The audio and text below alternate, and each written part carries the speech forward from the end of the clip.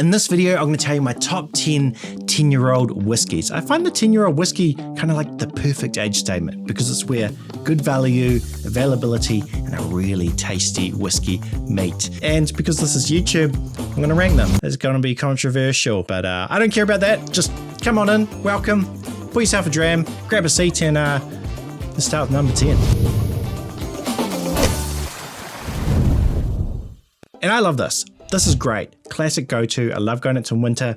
It's a smoky whiskey. There's a lot of like seaweed notes, but it's also a little bit zesty, which makes it a little bit different from some other peated ones, but it is the classic. You know, when you think of like a quintessential peaty 10-year-old whiskey, what is it you're thinking of? There's probably like two you're thinking of, and this is one of them. You probably got it. It is the Ardbeg 10, unchill filtered, 46%. It is just a classic. I was really into this when I first got into whiskey, but that's the thing about your whiskey journey. You go through these stages. You're all over the flavour tree. I've been in different branches like every year, I feel like. But this is definitely in that peat and smoke kind of area, but it also has a lot of notes from that citrus part. Yeah, it's so good. It's almost like you chucked a bunch of like lemons on the barbecue, or you've got like a big steak. It's flame grilled, and then you squeeze lemon on it just before you put like have a mouthful. That's what this is like. If you don't know much about peated whiskey, go watch my peated whiskey explained video, or I did a whole video on Islay. There's a little island which is really well known for whiskies that are, make smoky whiskey, peated whiskey. But this next one I think might surprise you that it's even on this list in the first place. Okay, so this next one I think is going to be a little bit controversial because it's not even a single malt. Look, here's the thing. I need to tell you something. Just settle in. The thing is about 10-year-old whiskies is that it only really works when you're comparing whiskies from the same nation. I've talked about this before because the different climates in different countries, the cask will breathe faster or slower. So you actually find this even with bourbon. Like the 10-year-old age statement is not as common as in Scotch, because in Scotland, the casks breathe slower, it's colder, not like equal in aging because it's a different process. It's like pulled pork versus grilled steak. You can't really compare the age statements. So I just want to say that, put that out there. However, I have one whiskey on this list that is not from Scotland. So it's playing in a different environment. I don't know if a lot of you know the online Scotch Whisky Awards where thousands of people get together and nominate whiskies they like. And in the world whiskey category, one of the most common whiskies that constantly comes up, and even the bourbon channels are like, of all the bourbons in the world, if you were just to pick one good value that's available and very tasty, they always talk about this one, the rare breed.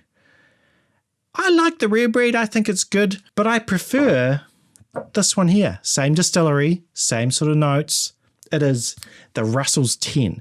A lot of you Scotch lovers are like, oh no, you're talking about bourbon again. Look, if you want to kind of push out your palate, and there have been times throughout this year, and I didn't think this would happen, where I felt more like a bourbon than a single malt. I always find like the Americans and Scots kind of drink whiskey the same way they eat their breakfast. So the Scots have porridge for breakfast and the Americans have pancakes and waffles. Scotch often more malty, barley, cereal notes, bourbon, pancakes, maple syrup, waffle, very sugary.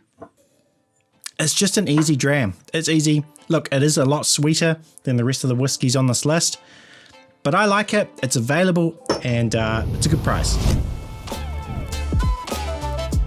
Okay, this next whiskey might be controversial because this was one of like whiskey enthusiasts' favorite whiskey, but in kind of recent years it's fallen out of favor a little bit. But I actually kind of disagree. I actually still think this is a fantastic kind of 10-year-old whiskey, and I think it's been slept on by a lot of people. I think if you're going to Scotland as a tourist, I think where this distillery is probably the number one place you should visit if you go to Scotland. It's absolutely beautiful. If you're into photography, they shoot a lot of movies here.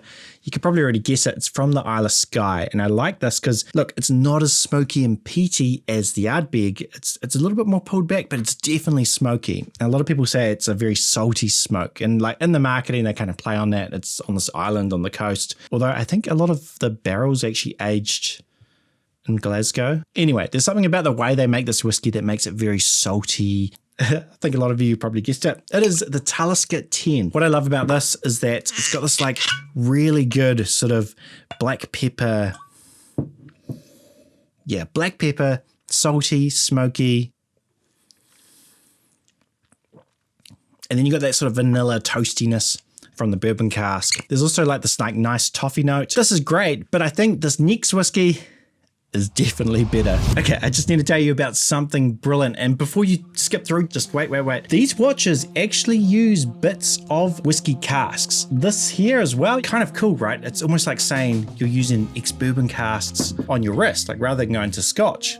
It's on your wrist, which I just think is so cool because I think for me buying watches is so much about the story behind it. And this one here is actually an automatic one which uses a Japanese movement as you move, it like powers them, which is like super cool. But it's not only whiskey barrels, it's like Taylor guitar, pine wood, ammo from like military crates. Plus they donate proceeds to planting trees, veterans with PTSD. But right now they're offering an awesome offer for Black Friday, $100 off any timepiece. Plus you can get a $50 gift card off with qualifying purchase. But if you use my code firstphil, click the link in the description, you can get an additional $50 off. So that's like $200 off. I think it just makes for a really cool gift. And I know a lot of you have a lot of whiskey and a lot of people probably find it intimidating actually buying new whiskey. So maybe send them this link. Super unique to wear like X whiskey barrels on your wrist. Anyway, thanks to Original Grain for sponsoring this video. Let's get back to it.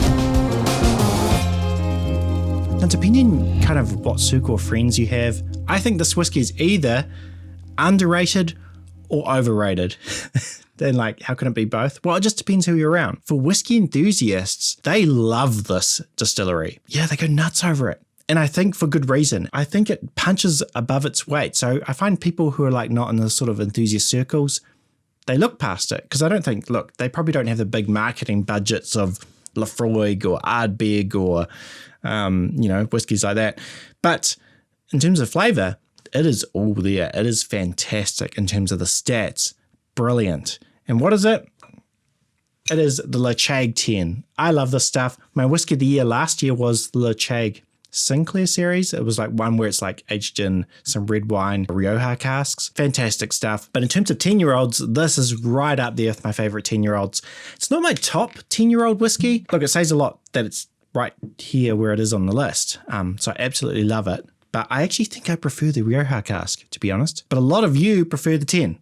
And look, there's nothing wrong with this. The thing about this is it's got this kind of like dirty maritime kind of peat. Yeah, it's peaty, but it feels a bit dirtier. Tobacco, sort of ashy. But then met with this kind of like custard pineapple notes. It's heavy too, 46%. Unchill filtered natural colour. Great whiskey. But let's jump into one of my absolute favourite 10-year-old whiskies, and probably out of any 10-year-old whiskey, the one I've talked about the most on this channel. It's won heaps of awards.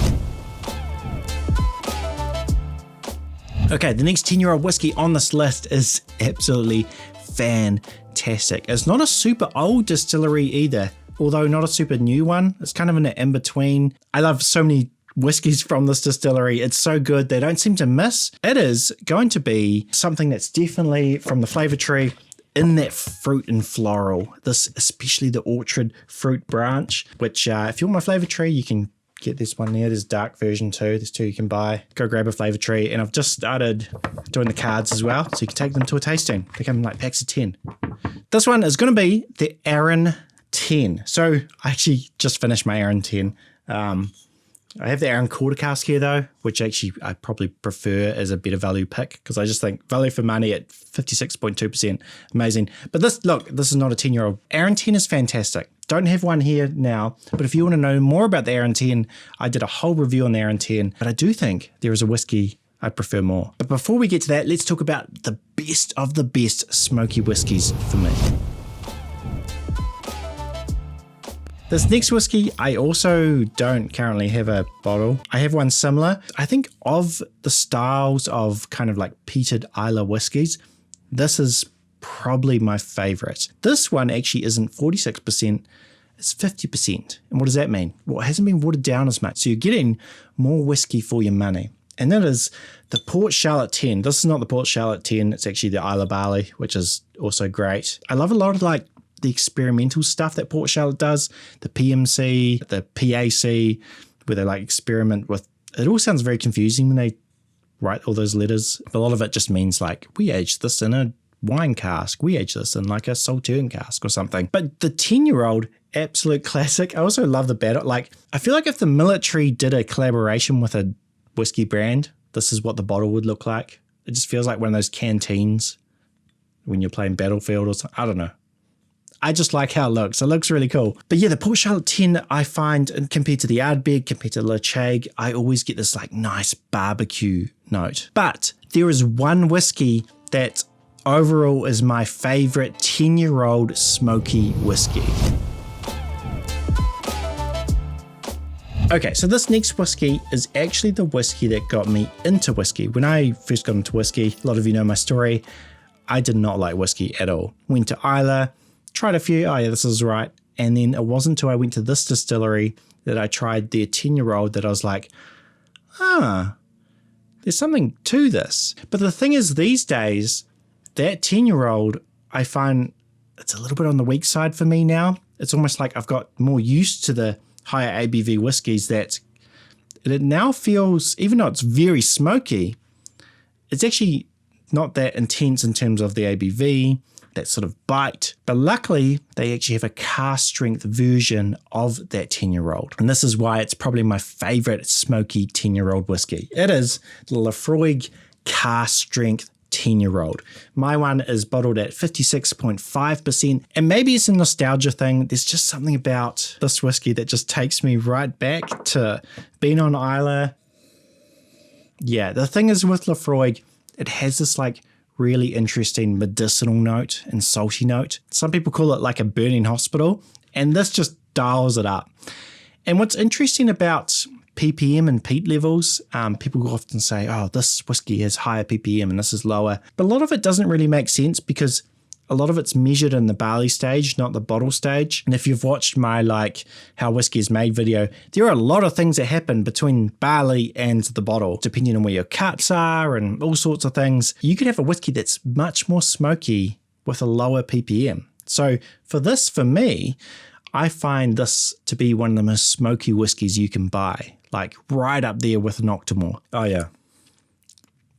Has this like seaweed note, you know, like on a sushi, the seaweed you'd find on a sushi, piece of sushi, but it also has this like dark chocolate kind of finish. Actually, in saying that, if you ever want to do a pairing, I always find with whiskey compared to wine, and Eric Waite talked about this when we talked about wine casks on the channel. I think wine, and this might be controversial, I think wine overall is probably a better alcoholic drink to pair with food. I think whiskey you can pair with food, but it's often something kind of post-food. You have your dinner and then you have your dram. But there are a few whiskeys I feel like pair perfectly with certain types of food. This is one of them. Dark chocolate and Laphroaig, amazing. Or blue cheese and Laphroaig, great.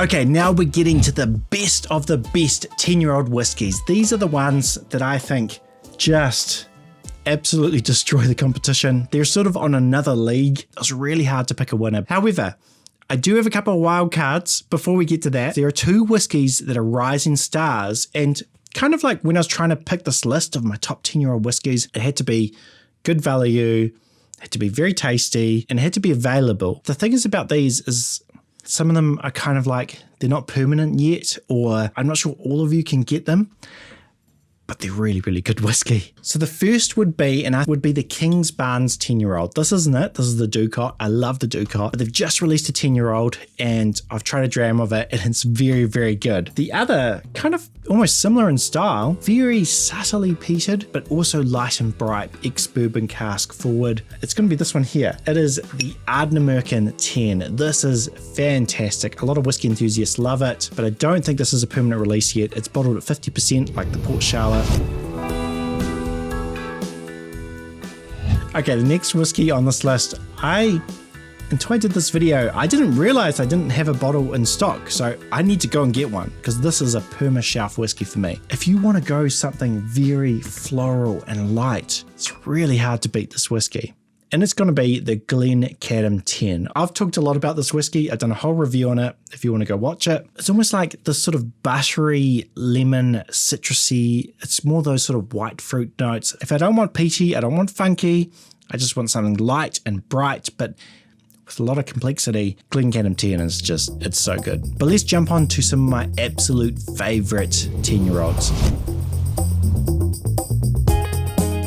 Probably one of the most tasty, famous whiskies, and so much so that in New Zealand we have to have a ballot, like if you want to get a bottle of this, that rather than just putting the prices up, yeah, they do a ballot, which is good. So sometimes I get it, sometimes I don't, but it's just the nature of their own success. It's not that this whiskey's trying to hype it up, just a lot of whiskey enthusiasts, this is their favourite distillery, their favourite whiskey. You probably already guessed it. In terms of like the flavour tree, it mixes a lot of different sort of parts. It's a little bit smoky, there's some rich and spice, there's some fruit and floral, but this is where we start to get into that heavy funk, the Campbelltown funk. And if you haven't guessed it yet, it is Springbank 10. This is an absolute brilliant whiskey. I'm like going through it pretty slow because I just don't know when I'll get another bottle. And I think that's probably what pushed it to number 2, is that very tasty, definitely. Good value, if you can get it like on a ballot or that sort of thing. Yeah, this is good value. Definitely worth the money, but availability is kind of where this gets a bit tricky. Oh yeah, this just has everything. It's heavy, it's oily, the nose, the palate, it's like waxy, salty, tiny bit of peat. It's like there's some fruit in there, but it's kind of like almost a pickled fruit. This is the whiskey, if someone's coming around to the house and they're like, oh, I haven't really tried whiskey, what should I try? I don't pour them this, because I save it when the person who comes around to the house who I know they like whiskey. You know, we're slowing down, the fire's on, we're sharing, enjoying, exploring, and that's when this comes out. But there is one whiskey I would have over this. This whiskey is absolutely fantastic, and I'm probably cheating on the rules here. They do release a 10-year-old, which is great, but it would probably be in like 5th place on this list. But it happens that this bottle is actually a 10-year-old. It does come in batches though, so it depends on your batch. So it could be 9 or 10, but I'm just gonna, look, it's my rules, it's my video, I can do what I want. I have talked about this whiskey a lot. It is the Ben Romick Cask Strength. I have the 2014 batch, and if you look at the side of the bottle, it says the distilled and bottled date. Mine is distilled 2014, bottled 2024, which makes it a 10-year-old, but it rhymes with some of those Campbelltown whiskies. There is some of those heavy, dirty, oily, industrial notes, that workshop oil, the metal, with some of those like rich pickled fruits as well that you find in like those Campbelltown whiskies like Springbank or Kilkerran. But it's from Speyside. And I just think in terms of flavour, in terms of body, this is one of the most characterful whiskies you can get. Oh man, it's just, yeah, it's the best. It's the best of it. I love it. So good. But I'm keen to hear from you. What is your favourite 10-year-old whiskey? Leave a comment down below. And if you want to learn more about peat, sherry casks, Islay, I'll leave some links down below for other videos you can watch. But above all, make sure you explore, share, and enjoy. Beautiful.